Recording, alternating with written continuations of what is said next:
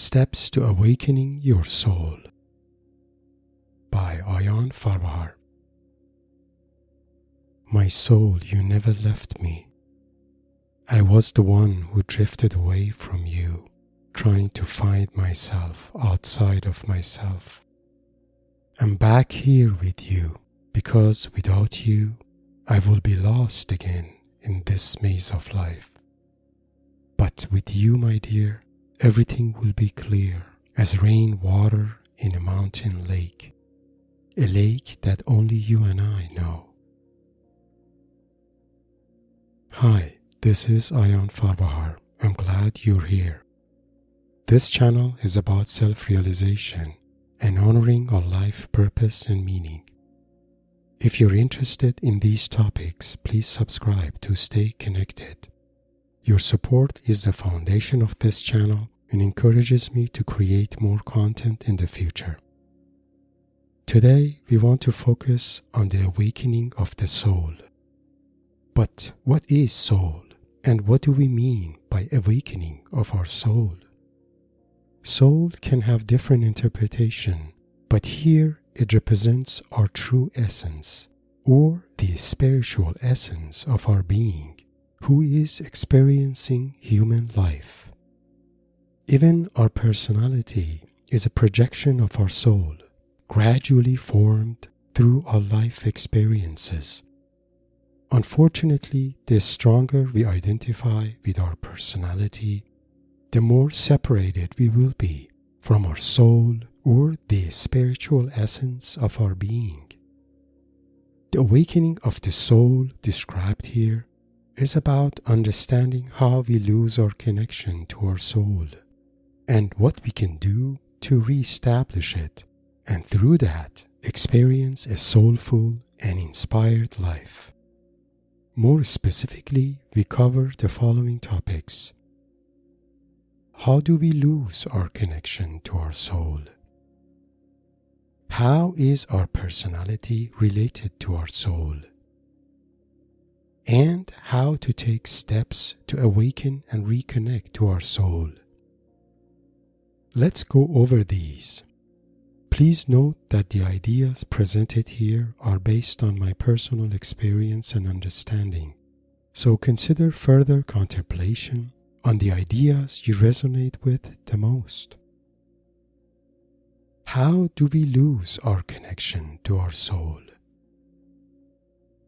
When we first come to this world, experiencing life as children, our personality is not yet fully formed or conditioned by the environment. That is why children seem to be more soulful and full of life than we adults are. It may be helpful here to contemplate how children probably see the world and why they seem more alive. Children see every day as an opportunity to experience life and express themselves. They are imaginative and draw what they imagine without any fear of judgment. Even when they play alone, they talk to themselves as if they are their own best companion. When they don't get what they want, they quickly get over it because they don't want to ruin that playful day. They appreciate little things. Even a candy is a reason to celebrate, to appreciate. They're different from all serious adults around them because they're connected to life and one with their soul. They probably wonder what happened to the adults around them. Why can't the adults be as playful and as imaginative as they are? Why can't the adults laugh at silly things as they do? Why are the adults not as soulful or full of life like them? Something happens to us when we become adults. We lose our connection to our soul, the connection we once had as children. This loss of connection happens because as we grow up, we are expected to be responsible adults. and conform to prevailing culture and norms of our society. As a response, more serious parts of our personality have to come online to help us meet this expectation and fit in. On top of that, we also have to learn to overcome our emotional and existential challenges. And the more difficult these challenges were, the more intense our personality has to be to help us navigate them and prevent them from ever happening again.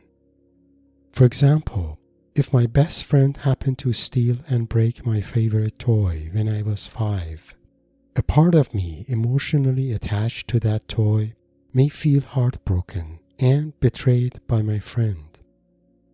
To prevent this from ever happening to me again, a part of my personality is formed holding a sense of mistrust toward my friends, even as adults. As our personality becomes more alert, analytical, and sensitive to our environment, our connection to our soul and its life energy becomes weaker. Gradually, these parts of our personality break our connection to our soul because they view soulfulness as a source of vulnerability.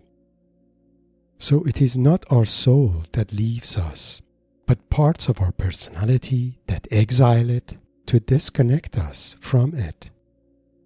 We are here today to notice that and see how we can reverse that. How does our personality relate to our soul?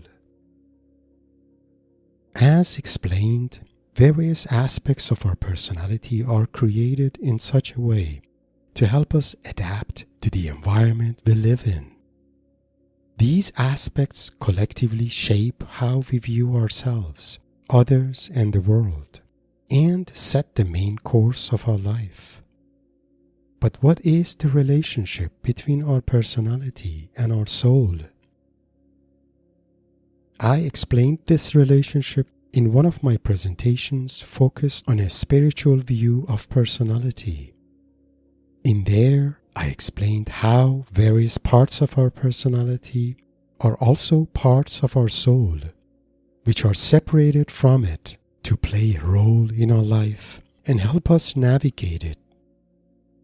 Viewing personality parts as fragmented parts of the soul also resonates with the concept of soul loss in shamanic wisdom traditions.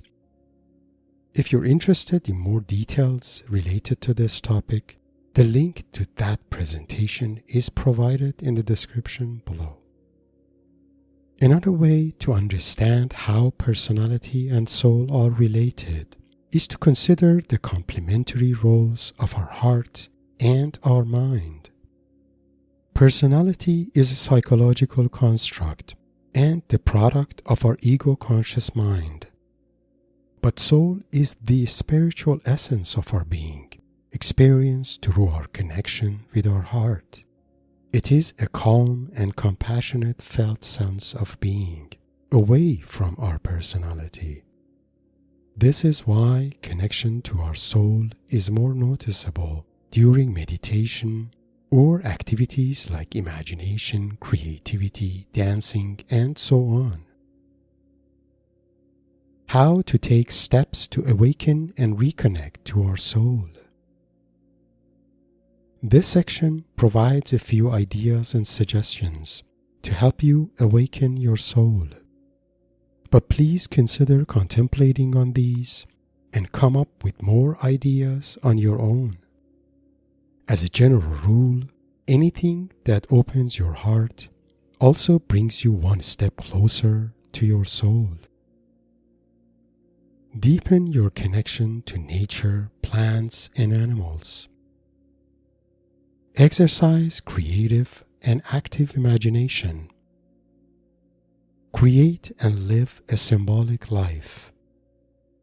And practice micro-expressions of gratitude and love. Deepen your connection to nature, plants, and animals. Consider spending more time in nature and paying more attention to trees and plants around you. not just to see them, but try to feel them. For example, if you see an old tree, stop and put your hand on it and appreciate the depths of its roots and its presence on your path. Trees and plants have positive spiritual energy and can resonate and awaken your soul. If you have time in your daily life, consider gardening or having indoor plants. This brings their spiritual energy to your life. Exercise creative and active imagination.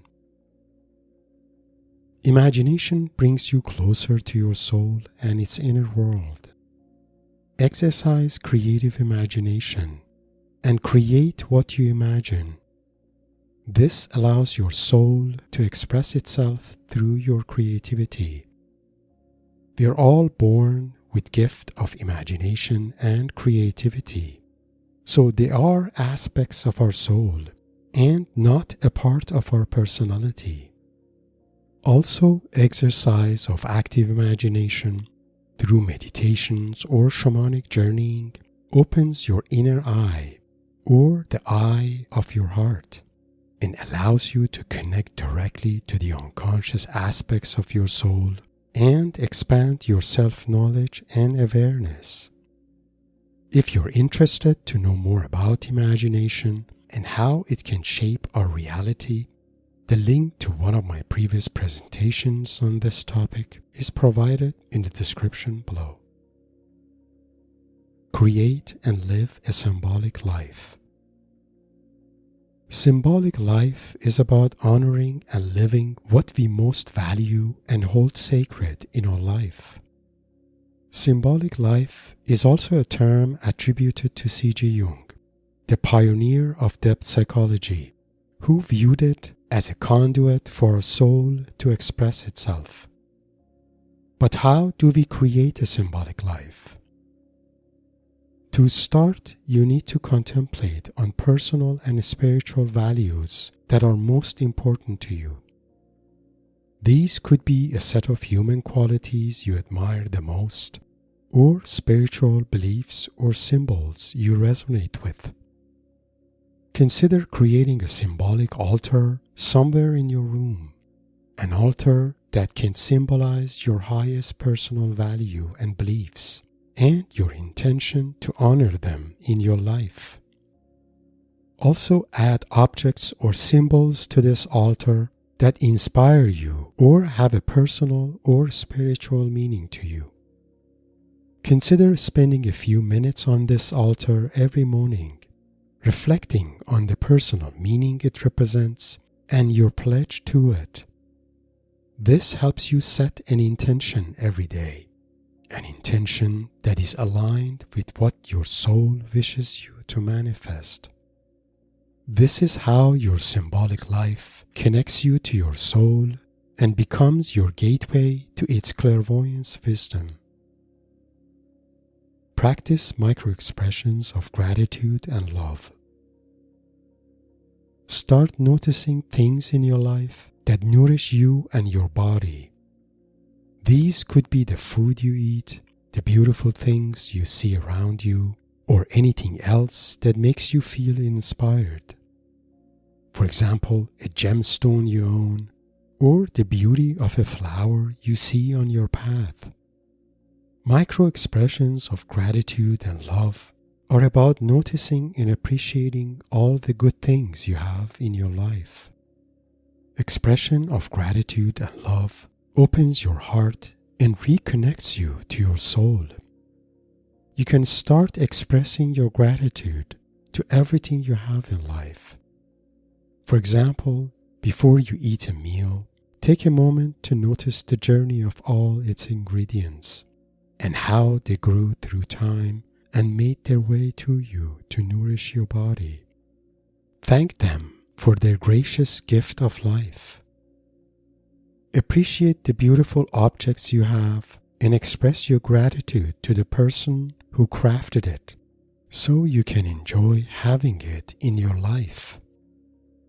Also start expressing your gratitude to people in your life for every little things you receive from them.